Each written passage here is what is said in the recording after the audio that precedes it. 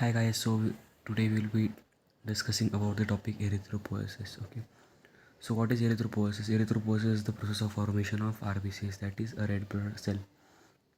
Okay, now first we will look at different sites of erythropoiesis, like where does it occur. Then we will look at different steps of the erythropoiesis, and then we will look at the factors influencing erythropoiesis. It can come as a short note in the university examination, so it's like 5 marks. Okay, it comes for 5 marks. Okay, what are different sites of erythropoiesis? Okay, sites of erythropoiesis again depends on the age of the individual. Like if it is an intrauterine life, it starts, first of all, it starts in the third week of IUL. Okay, starts third week IUL.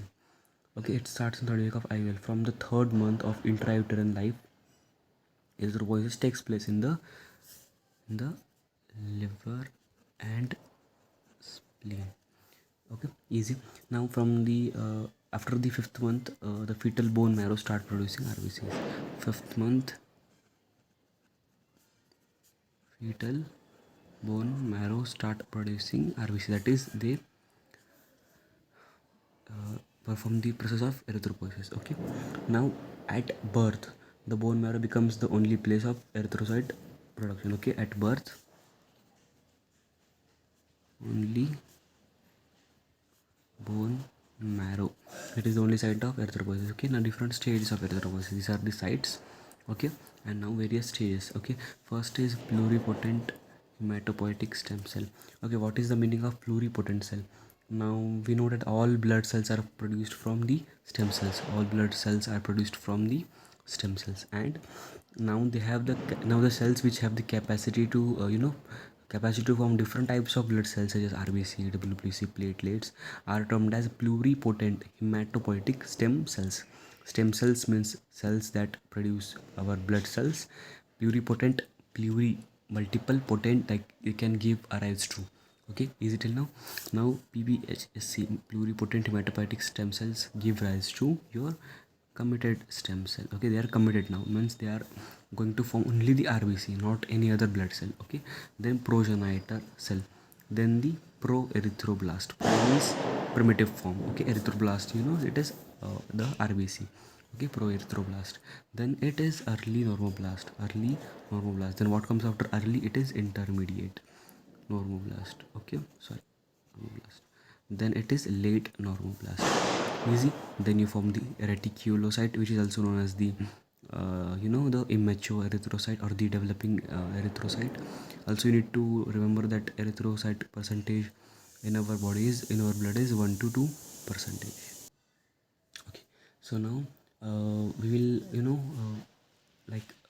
do the factors influencing erythropoiesis. Okay, now what are the different factors? Okay, now you should now also remember the reticulocyte.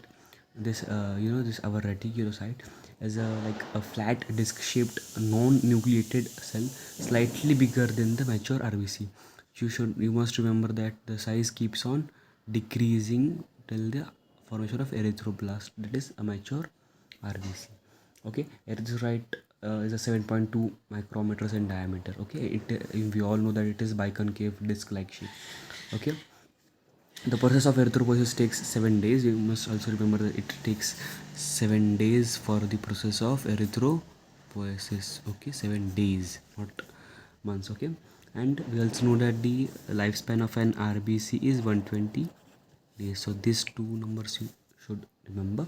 Okay, and a reticulocyte, 2 days to a reticulo, like this converts a reticulocyte to a mature erythrocyte takes 2 days, and this much takes 5 days. 5 plus 2 equals 7. Total lifespan 120 days. Easy, pretty easy. Now what are the different factors influencing erythropoiesis? First we will look over the factors. The first factor is the hormonal factors. Okay, first are hormonal, then are your dietary, and then are other factors like the intrinsic factors and stuff. Easy, pretty easy. Okay, hormonal factors. What are the hormones? First of all, the most important hormone is erythropoietin. Okay, this is the most important hormone for the production of your RBC. Erythropoietin. Okay, erythropoietin, it is the most important factor required for erythropoiesis. Like it is a glycoprotein hormone that stimulates erythropoiesis. Okay, it stimulates erythropoiesis. Okay, and then what is the function? It increases RPC production and enhances synthesis of your hemoglobin. Okay, what is this hemoglobin? This is the blood pigment of our body. Okay, and then Hazan's maturation of RBC. Okay, increases the stimulates the RBC process formation production, enhances synthesis of hemoglobin, and then the Hassan's maturation of RBC.